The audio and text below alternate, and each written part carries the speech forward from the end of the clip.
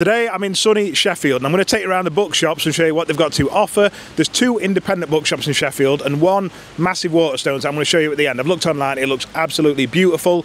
One of the reasons I don't tend to use independent bookshops is because a lot of the time they're limited on stock. So I've set myself a challenge today. I am desperate to read Grace of the Kings by Ken Liu. So I'm going to see if the independent bookshops have got that first. If not, I'm going to end up at the end of the video just buying it from Waterstones. We've done a tour without you, unfortunately, but I'm going to give you the little mini tour now. It's a really, really nice shop, quite small and quaint, but as I've just said to these, it smells like a bookshop and it just feels welcoming.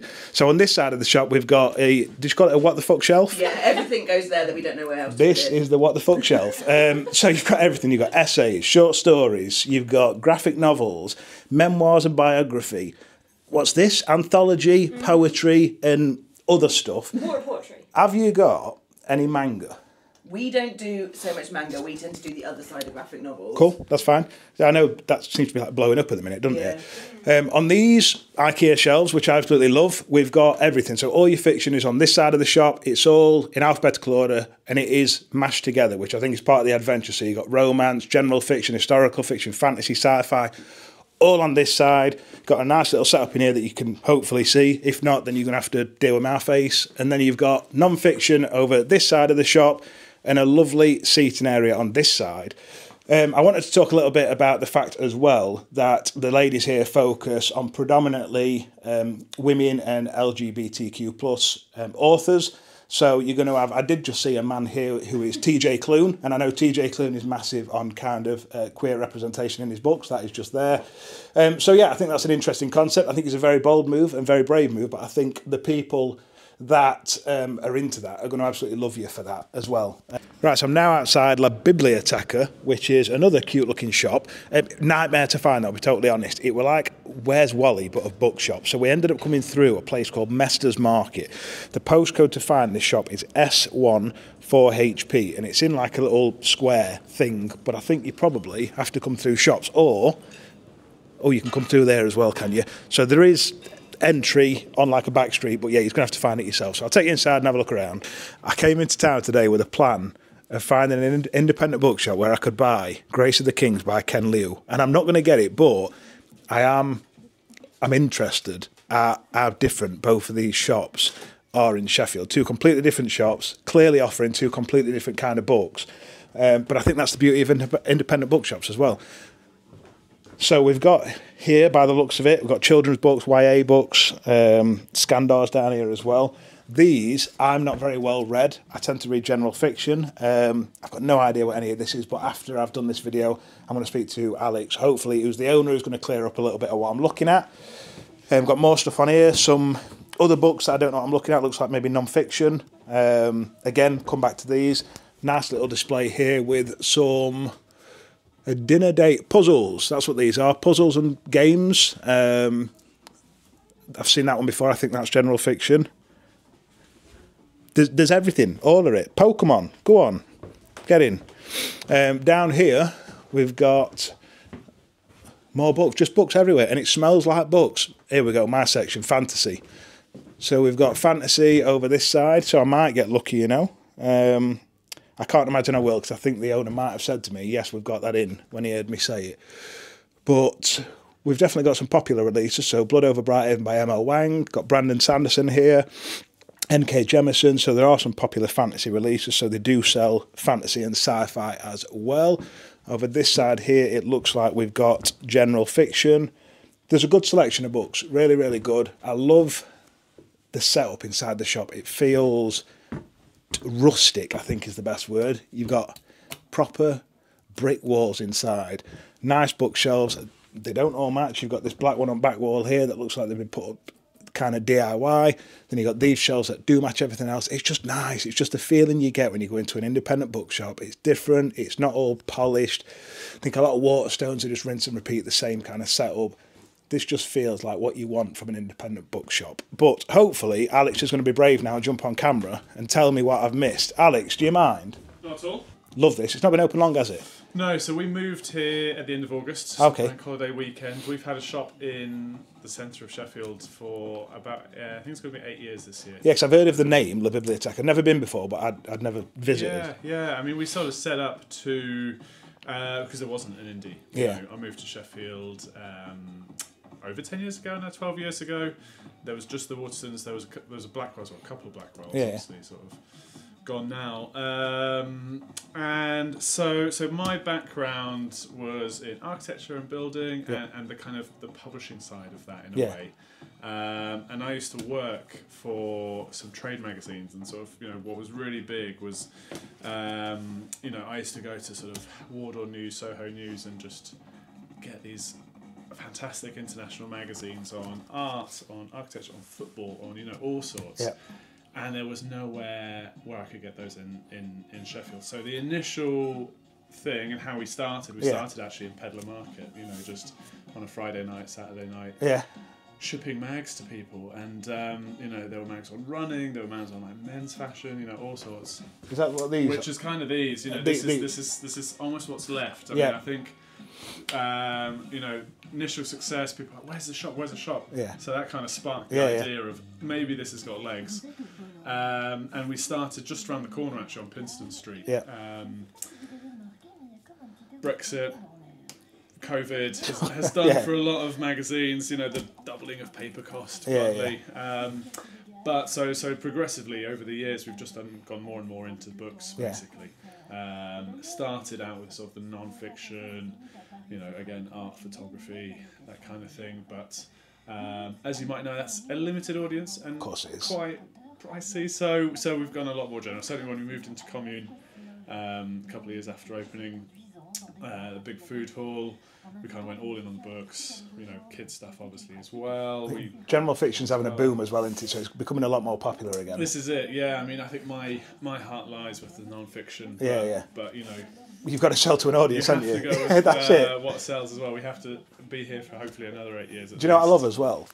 This might sound like a really weird thing to say, but whenever I come into a bookshop, they smell the same. Yeah. This smells like a bookshop, but slightly different, and I'm guessing it's probably because of the walls. It's got proper, it's like brick and mortar, isn't it, inside? Yeah, this is it. So we got shown around this place about 3.5 years ago. Yeah. It's taken 6-7 years to refurb. It was left to rot basically for 30 odd years.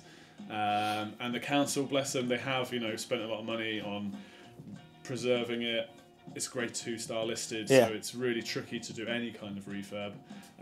But they always saw this as the sort of jewel in the indie retail sort of bit for the rest of the regeneration of the city, which is going to be bigger stores, of course, what have you. But they wanted, Sheffield Indies, which is why we've got Pete McKee Galleries, Sheffield Institution, we've got Beer Shop, we've got Homeware Shop, we've got a great deli that serves just sells just things from a Sheffield postcode, and obviously up to Barnsley and down to Chesterfield. I think it's wicked. For me, all in, we were like, we have to be part of this, really. This is why I'm doing this video for that reason. There's a feeling you get when you walk into an indie shop, not just indie bookshop, but an indie shop in general, that you don't get when you walk into a high street chain like Waterstones.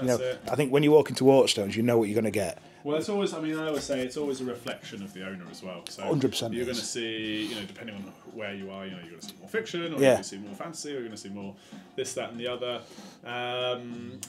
I like to think I've got quite a wide you definitely range of interests, so hopefully that's reflected. You've got everything. The only thing I wouldn't, if you wouldn't mind, is just kind of telling me, because I've just been into Juno, and the girls were like, it's just everything's in together. And I think the beauty of it when you're coming in as a customer is sometimes when everything is everywhere, it's an adventure. You can literally spend an hour there. Well, this is it. So I think partly that's my brain working. Yeah. And my wife is always like, we need sectioned headers, we need this. But more and more, certainly we've been here, here it's been a lot busier for us, which has been fantastic. But we get a lot of comments like, I love how, you have to work for it. Yeah, 100%. And it kind of rewards lingering a bit of time. And very loosely, it's sort of fiction, non-fiction. Yeah. And it kind of wraps around, so we've got the sci-fi and fantasy and YA and graphic novels at the end. Yeah. Which then sort of loosely wraps around into the arts and photography, social sciences in the middle, so whether that's sort of, gender and race studies or natural history, and then sort of travel and food here, so sort of the kind of more leisure, and then wrapping into the kids, which needs a bit more time actually because the kids is really popping off, which is great to see. Oh, it is, yeah. Loads of kids are picking up books. Really, it's just kind of a reflection as well of there's more in the city centre for families. Yeah. You know, which there hasn't been for years. What's the apron for? The girls said that you do something in here with the printer. Is that something so well, I mean, the apron is the closest we're going to get to a uniform, and it's kind of funky. But it's also, so a bit of a side business, or a side, I mean, bluntly, it is a side business. Yeah.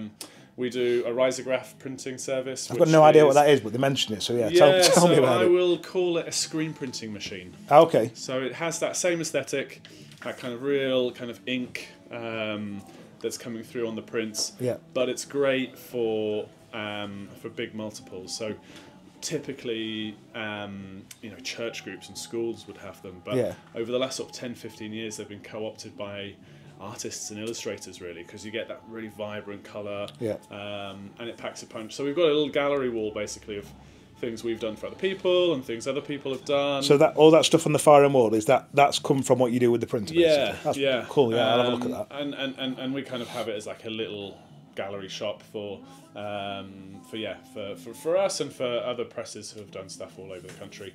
And it's just a nice little sideline as well. So we're all about that kind of creating the whole environment, really. The bookish thing. We do a little bit of stationery. We do some nice pens. We've got some nice cards. I love everything about it. I think for me, the fact that all the shelves don't match, I think it's absolutely wicked. Absolutely love it. I love the fact that when I came in, there's books piled up places like it's like I love it. Do you know what I hate? And I know some people love like immaculate setups. And, there's nothing worse for me than I'm quite a messy person. I would love to be like that, but I'm not that. No, same. I think I've come to realise, and I've come to we'll get it down. No, please don't. For the weekend, my staff, please don't. My staff always come in and be like, I can't find this. I was like, well, I know exactly where it is. Yeah. But if you want to move it, then I don't. Yeah. So this is it. It's always the kind of the battle of keeping it usable. No, please keep it messy, because I think, like you said, when you come into a shop, the way the shop's set up is a reflection of the owner. And if you work better in this kind of environment, for me, I come in, I know what I'm going to expect. I'm going to expect someone like me. I'm quite messy. But there is that balance of, because I mean, we obviously when we started we had a tenth of the stock, and it was a lot more. With my design head on, it was a bit almost like a gallery. But bluntly, I think people, they want to feel at ease as well, and I think we spent a lot of time at the beginning trying to create that atmosphere, because if people come in and they feel like they can't touch something, bluntly, you're not going to sell a lot of stuff. Absolutely not, because you need that sort of physical connection with an item, whatever it is. He thinks and especially with books. So we're trying to create that environment where people can, almost instantly feel at ease and spread themselves on a chair. And, well, it does. I think you're doing a brilliant job. I think it's very welcoming. I love the fact that the shop was shut when I came and that you're on a 5-minute lunch break. You've got to take the chance when you can. Lunchtime's going to be our busiest time. So, No, honestly, I love it. And I know some people will come and be like, I can't believe it, they're opening hours, say this and this. But that is the beauty of an independent business, that people need breaks. Sometimes it's just one person in the shop. Yeah, and they're busy. That's it. And Friday nights, with the bar just across the way here, we'll have people in till 6. So so again, I'll be late for dinner. Right, I already know you're going to know your stock, and you're going to tell me that you haven't got Grace of the Kings in by Ken Leo, have you? So I'm going to have to. Right at the start of the video, I said my plan was, that's the book that's at the top of my TBR. I said I'm going to go to the 2 independent shops first and see if I can get it. If I can't, I have to buy it from Waterstones, it pains me. Yeah, I appreciate that. I mean, what I do say is that we can get any book in next day. Yeah. So you can order it from suppliers. You can either order it from us now, or again, if you know what you're after, give us a call or a WhatsApp before 5. Yeah. We'll have it in by lunchtime the next. I just spoke to Alex in there, and this actually is the main entrance. So for some reason, Google Maps brought me through one of the side buildings. But it's because this square here, which is absolutely stunning, the building's really nice, is quite new. So Google's being specific, obviously, and literally taking you to his building, but it takes you around the back. So if you come off Cambridge Street, is that right? Cambridge Street in Sheffield, that's where it should bring you. It'll bring you to the end of this alleyway, and then you literally just walk up and it's straight in front of you. Frustratingly, Waterstones looks like it's probably going to win. Now, I'll be fuming if I get in here and they've not got Grace of the Kings. I'll be honest, I did want to look around here anyway, so I've looked online and it looks absolutely banging. So we'll have a look around here now. There's 2 floors, cafe upstairs with loads of books. There's going to be books absolutely everywhere. Yeah, buzzing to get in. So this is obviously going to be completely different, absolutely massive, immaculate, everything you'd expect. It smells like Waterstones. Over here you've got all the fiction hardbacks. Oh, it's just so sexy. Fiction hardbacks everywhere. There's just loads of books. Crime hardbacks. You've got books here, books there. It's just a book lover's paradise. It smells like Waterstones. What have we got down this side? Crime upon crime upon crime. Hardback classics, poetry. So it looks like downstairs is probably fiction. And then non-fiction is going to be upstairs. Crime everywhere. Got general fiction all down here in alphabetical order, which is exactly what you'd expect from Waterstones. It's always set up wickedly well. You know exactly what you're going to get. I'm not going to look around yet. I already know what I want. You know what I want. Classics. I'm not bothered about classics. Down this way. I've already eyeballed sci-fi and fantasy, which is down here, which is exactly what I need. Special editions here. I ain't got the money for that. I'm on a book buying ban, but Ellie has told me I can break the book buying ban today for Grace of the Kings. So we've got random fantasy picks up here, more crime books over there, sci-fi and fantasy. Oh, you in the wild, you've caught me. You know me, don't you? Hey, come here. How you doing? You all right? I'm doing all right. I'm just looking at fantasy books. I picked that one. Jay Christoph's really good. Is it? Yeah, really good. But yeah, lovely to meet you anyway. Lovely to meet you too. Enjoy your book. I will. See you later. Right, what we're looking for? Ken Liu. It's got to be here. This will be in alphabetical order, I'm guessing. A, B, C, D, E, F, G, H, I, J, K, L, M, N. Thank you. Ken Liu, Grace of the Kings. They've got it, which is frustrating because it now means that Waterstones are getting my business and independent bookshops aren't. But it is what it is. So, got loads of fantasy here. You obviously know you're always going to get a massive selection of books. Because of how massive this bookshop is, there's just going to be books for days. I'd be very surprised if you come in here and don't find what you want. We've got loads of teen fiction down here, in alphabetical order. More teen fiction, more sexy, limited edition books. This is absolutely beautiful. I saw this recently and I wanted to buy it, but I didn't. This is His Dark Materials, the trilogy, all in one book, and that is faff. Fit as foosh. Oh, this is really nice as well. Scythe. Sprayed edges. Am I allowed it? No? Didn't think so. It's only £15, that one. Maybe I'll read that book first to decide whether I like it. Then down here we've got reference, more fiction, 9 to 12, books everywhere, kids' toys, arts and crafts, games, puzzles. It's just massive. It's fantastic. Shall we go upstairs and have an Ebby upstairs? They've got calendars and diaries and book stuff, more special editions. Upstairs, I believe, there's a cafeteria. Oh, I'm out of breath. I'm too fat for stairs. Just recovering from stairs. Right, what have we got up here? Music, classical music, biographies, memoirs, books everywhere, and I can't breathe. Non-fiction down here. It's just beautiful, isn't it? It's just right nice. So much non-fiction. Non-fiction lovers' paradise. General military, British politics, American history. If anyone approaches me and says I'd rather not be in it, absolutely, we'd delete it all. Yeah. It's literally just a tour of the bookshop. Yeah. All right. If anyone says anything while we're in it, I mean, we'll not be in here long, but if anyone just come up to you and say, look, just tell me. You're being careful, which I'm sure you are. Yeah, 100% we will be, yeah. Always respectful, thank you.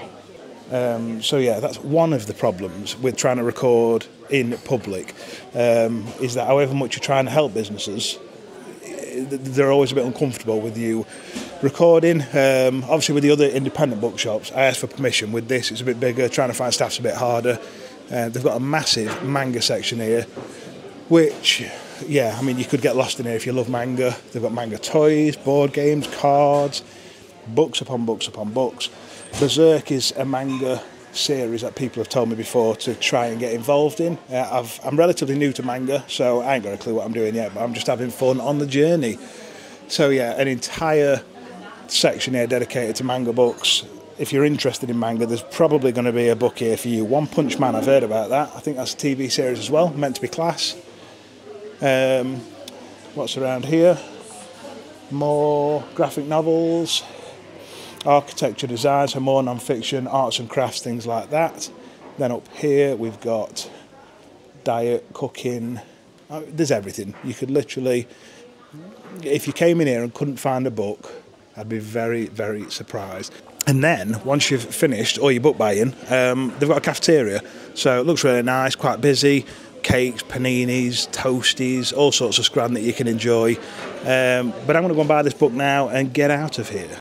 We're back, and even though the challenge didn't go the way that I wanted it to, because I wanted to find this book at an independent bookshop, I'm still happy, because I think one thing it's taught me is I probably need to broaden my horizons a little bit when it comes to reading. I'm a bit of a sheep, and I'm very easily influenced. So 9 times out of 10, I might watch other people's content. They'll say that a book's really good, and I tend to go out and buy it. And this was just one of them recommendations. It's one that I've seen on a few fantasy content creators that I trust, and I really want to read it.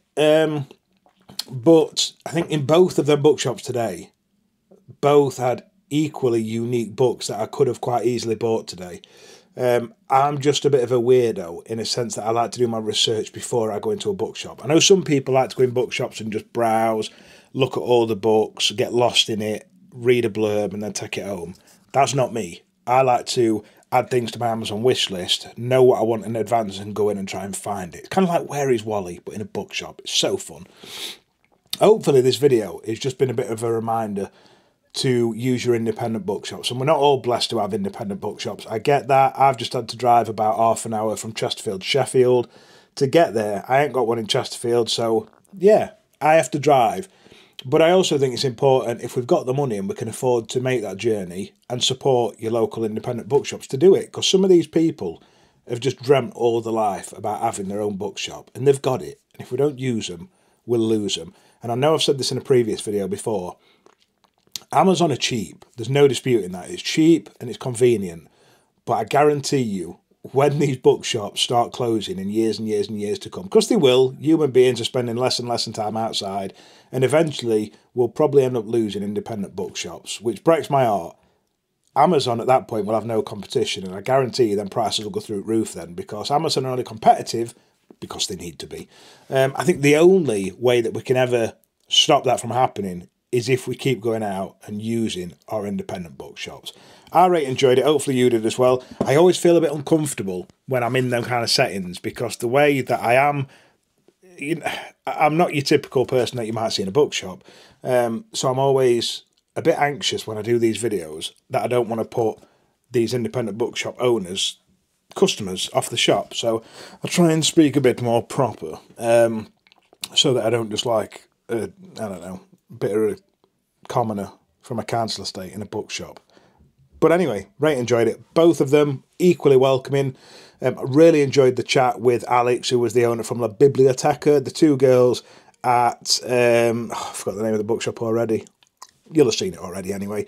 They were absolutely class. We had a huge chat off camera about the fact that I personally think it's quite brave of them to niche down in their shop. So they, as I said on the video earlier, they specialise in LGBTQ plus and female authors. And I think that's a brave move. I think that would probably put off a lot of men from going into that shop. For me, I didn't feel out of place at all going into that shop. And I don't know, maybe part of me being a straight man is that I don't really ever consciously think about what I'm reading. I just pick up a book and I never think like, oh, my next book I'm going to try and read a book with queer representation. Next book I'm going to try and read a book written by a female. I just kind of pick up a book and I read it. If it's good, it's good. If it's not, it's not. I think the way that marketing works in the publishing industry is that it seems that there's a lot of men's books that get pushed my way and I pick them up and read them. I think shops like that are really good because they kind of force you down a road that maybe you wouldn't normally take. So it opened my eyes on that side. Alex's shop, completely different, offered a completely unique perspective when it comes to book buying. Some books from genres I'd never even heard of. The art stuff that he did in the corner, I thought that was super cool. I love the fact that inside felt very brick and mortar. But yeah, I think unless you go to independent bookshops, you're not going to get that feel. You know, Waterstones, when you saw that video, completely different. It felt like Waterstones. It smelt like Waterstones. It was equally class, if I'm totally honest with you. I wanted to do this video and say to you, look, we need to just shop at independent bookshops. That's not realistic, because I think Waterstones also is a fantastic shop that it's just got a huge variety, hasn't it? And that's proven it today by the fact that I found this here and I couldn't find it anywhere else. Buy books in person. Not only is it brilliant and it'll keep the shops open, but I think it also puts us out of those comfort zones, because a lot of people now, especially since COVID and lockdown, suffer with social anxiety. And I think if we sit at home buying online all the time, as well as not supporting local shops, it's just no good for your mental health. I truly believe that we need to get out of the house, have conversations. You know, I went to Waterstones in Chesterfield as we came back from Sheffield, and I just started speaking to two randoms. We were studying fantasy section.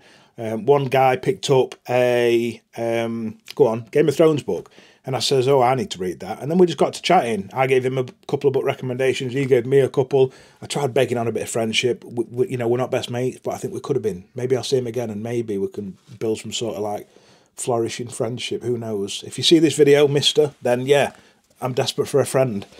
But yeah, I just don't think there's a better place to be if you love books than in a bookshop. It's fabulous. And if you can't find any randoms to talk to, grab a staff member. They love talking about books. Really good, this video. I really enjoyed it. Hopefully you enjoyed it as well. If you've not already subbed, please do. It really helps me out. If you've watched till this point, I love you the most.